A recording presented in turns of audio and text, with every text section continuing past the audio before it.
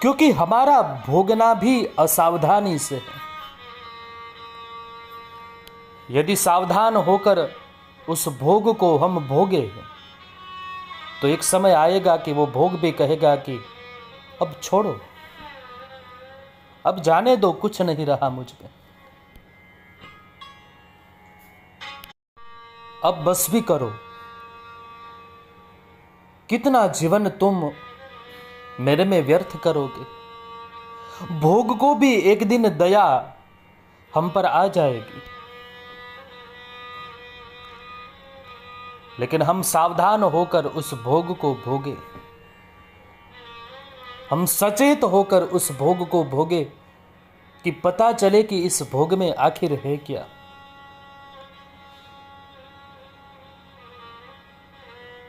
कोई अग्नि में हाथ डालकर देखता है कि अग्नि जलाती है,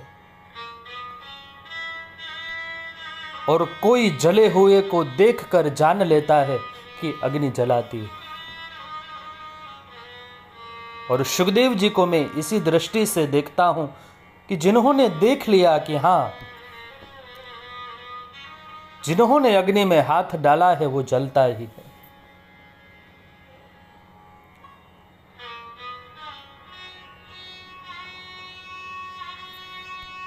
प्रहलाद जी की भावों को जब हम देखें तब कहते हैं प्रहलाद अपने पिता को कि पिता ये संसार कैसा है, तो कहते हैं ये घास से ढका हुआ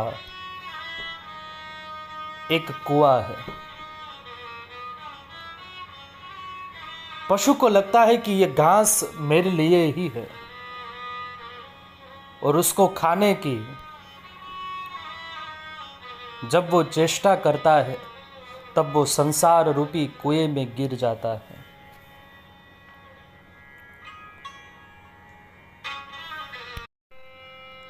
हजारों साल संसार के कुएं में वो भटकता रहता है, लेकिन एक दिन उनको ढूंढने के लिए साक्षात सद्गुरु प्रकट होते हैं। गुरु को ढूंढने मत जाना, गुरु स्वयं तुम्हें ढूंढ लेगा। परीक्षित को पता चला कि मुझे मरना है, तो गुरु की खोज में नहीं गए, क्योंकि पता है कि गुरु ढूंढने से नहीं मिलते।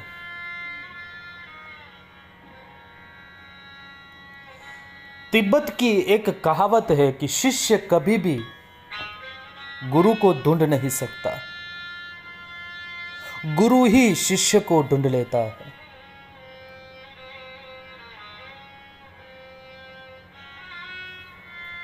गंगा के तट पर अनशन व्रत लेकर परीक्षित बैठे हैं।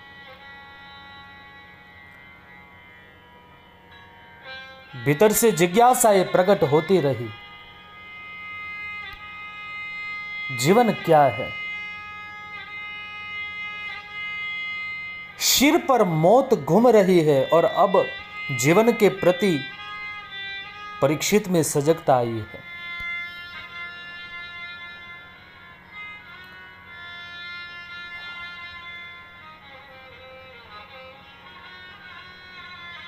और तब बिना निमंत्रण के और निमंत्रण के बिना ही आ जाए, उन्हीं को गुरु कहते हैं।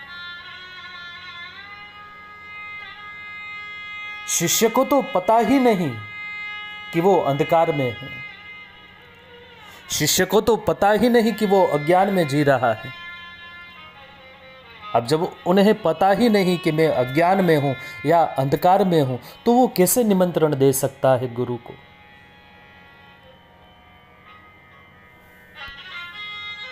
ये तो गुरु ही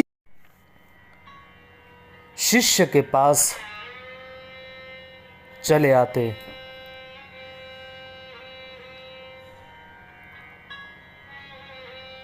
इसलिए मुझे गुरु शब्द का अर्थ बड़ा प्यारा लगता है। गुरु इसे ही कहते हैं जो पहले हमें अंधकार की ओर हमें दिखाए कि वो तुम अंधकार में हो,